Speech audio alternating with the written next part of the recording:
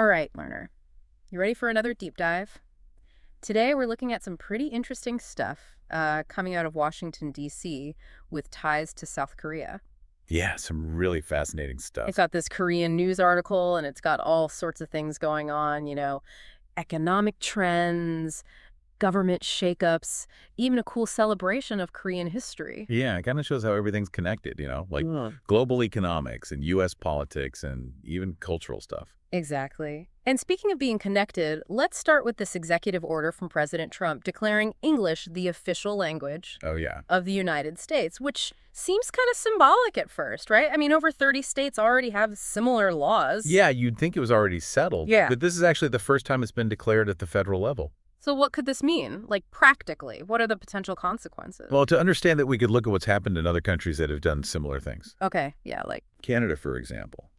Their Official Languages Act recognizes both English and French, and that makes sure services are available in both languages. Oh, interesting. So it's helped with inclusivity and protecting minority language speakers. Makes sense. But I'm guessing it hasn't always gone that smoothly in other places. Right. Some European countries have been criticized because making one language official can marginalize minority groups and make it harder for them to integrate. So what are people worried about specifically here in the U.S.? One big concern is what this could mean for government services. Oh, yeah.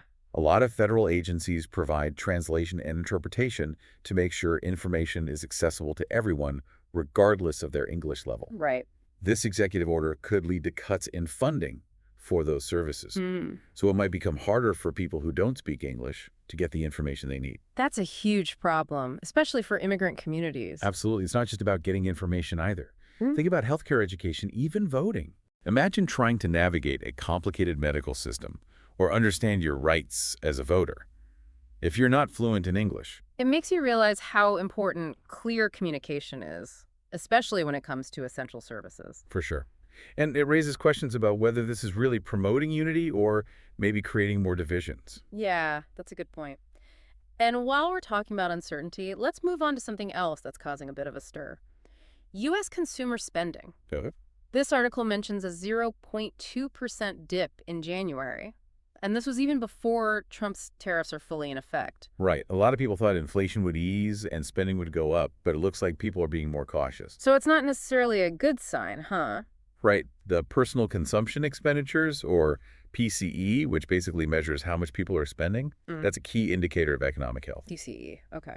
And a drop-in that suggests people are tightening their belts, maybe because they're worried about the future. And then there's those tariffs on stuff from Mexico, Canada, and China. Those are still up in the air, right? Yeah, those tariffs are basically taxes on imported goods. Right. So everyday things could get more expensive because of them. So, what does that look like in real life? Well, those steel tariffs could mean that your next car will cost 5% more, or those appliances you've been wanting could go up by 10%. Wow, that adds up. If prices keep going up and wages don't gump, Yeah. people might start putting off big purchases or just spending less overall. Makes sense. So, learner, have you noticed any price changes lately? Or are you maybe holding back on any purchases because of all this? We'd love to know. It'll be interesting to see how all this plays out in the next few months. Yeah. It's a delicate balance for sure. Yeah, for sure. Now, let's shift gears again. From economic worries to some drama happening within the U.S. government itself. It looks like Trump's plan to make the federal workforce smaller has hit a bit of a roadblock. Yeah, it seems like that first attempt to let go of 200,000 probationary employees was stopped by a judge. So the administration has to come up with a new strategy. Right. And the judge said that firing authority is with individual agencies, not with the Central Office of Personnel Management. So what's the plan now? This article mentions something about weekly performance reports. Right now, they're requiring detailed weekly reports from all federal employees. Interesting tactic. Some people think it's a way to justify firing people later on. I can see why people would think that. It's a little strange, especially since they're also trying to get retired air traffic controllers to come back and recruit more lawyers. Yeah, it seems like a bit of a mixed message. Totally. On one hand, you want to shrink the government, but on the other hand, you need to fill essential roles and handle legal issues. You said it, it's a complicated situation. Like juggling flaming torches while riding a unicycle. Pretty much. Mm-hmm. And we'll have to wait and see how it all works out in the end. We'll definitely keep an eye on that. But before we get back into the political whirlwind, let's take a break from all the serious stuff and look at something more positive. Sounds good. The article also talks about this heartwarming celebration of Korean Independence Day that happened in the middle of all this political and economic chaos. Learner, ready for a change of pace. I think we could all use a little bit of inspiration right now. Definitely. Let's dive into that celebration in part 2. Okay, so let's step away from all the politics and economics for a minute and focus on something a little more uplifting. Yeah, it's nice to have a change of pace. This article about a celebration of Korean Independence Day in Washington, D.C. really caught my eye. It's a great example of how, even amidst all the chaos and uncertainty, people still find ways to connect with their heritage and celebrate their culture. Exactly. And for those who might not know, Samiljeol marks the anniversary of the March 1st movement back in 1919. Right. It was a huge turning point in Korea's fight for independence from Japan. So this article talks about a group of senior citizens gathering at the Eden Center to commemorate the day.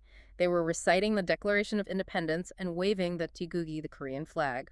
It's pretty powerful to think about, being so far from your homeland, but still feeling that deep connection to its history. It really makes you wonder about their stories, right? What experiences did they have? What sacrifices did their ancestors make to help create a free Korea? It's a good reminder that history isn't just something you read in a textbook. It's something that's lived and passed down through generations. Absolutely. And these kinds of celebrations aren't just about remembering the past. They're about keeping those traditions alive and building a sense of community, especially for people who are living far from their home country. You see that all over the world, right? Like think about St. Patrick's Day celebrations or Diwali celebrations in Indian communities. It's a way of connecting with your roots no matter where you are. It's funny you mention that because there's one detail in the article that really struck me. It says the organizer of this event was actually disappointed that no one from the Korean consulate showed up. Oh, wow. That's kind of strange. Yeah, it makes you think, right? Like, is there a disconnect between official diplomatic channels and the actual experiences of Korean Americans? It's definitely something to consider. Maybe it was just a scheduling conflict or something. But it highlights how important it is to support community-led initiatives that keep cultural traditions going strong. It reminds me of this time when I was living abroad and I came across this tiny little festival celebrating my own culture. It wasn't anything fancy, but it meant so much to me to see people coming together like that. It made me feel connected to something bigger than myself, even though I was miles away from home. Those personal connections can be so powerful. Totally. So, learner, have you ever experienced anything like that? A moment where you felt a deep connection to your heritage or your family history? It's easy to get caught up in the day-to-day and forget to think about the historical forces that have shaped our lives. These kinds of celebrations are a good reminder that history is all around us. It influences who we are and what we value. So we've gone from talking about language policy and economic trends to this really inspiring example of cultural resilience. It's amazing how these seemingly unrelated things can paint such a rich picture of what's going on in the world. And it's that interconnectedness that makes exploring these topics so fascinating. Each piece adds another layer to the story. What stands out to you, learner, from all of this? What sparks your curiosity? Remember, this is just the starting point for a much bigger conversation. It's an invitation to dig deeper and to question what you think you know. Exactly. The world is a complicated place, and understanding it takes effort. It takes being curious and informed and open to different perspectives. It's interesting how something like declaring English the official language can seem so symbolic on the surface, but it brings up all these complex questions. Yeah, for sure. It makes you think about the history of language policy, especially here in the U.S. Right, because we've never actually had an official language at the federal level, but we have had a lot of debate about it. Oh, absolutely. Especially when it comes to immigration. Right, like back in the early 1900s, there was this big push for Americanization programs aimed at assimilating immigrants, and a lot of that focused on teaching them English. It's interesting how some of those anxieties about cultural change and national unity are still around today. It seems like they're driving some of the arguments for making English official now. Exactly. Some people say a common language helps unify a country and makes communication easier. Yeah, I can see that point. Like having all government documents and services in one language could be more efficient and maybe even save money. Right. And it could streamline things, make the bureaucracy a little less complicated. But wouldn't that also create barriers for people who haven't learned English yet? That's a big concern for people who oppose making English official.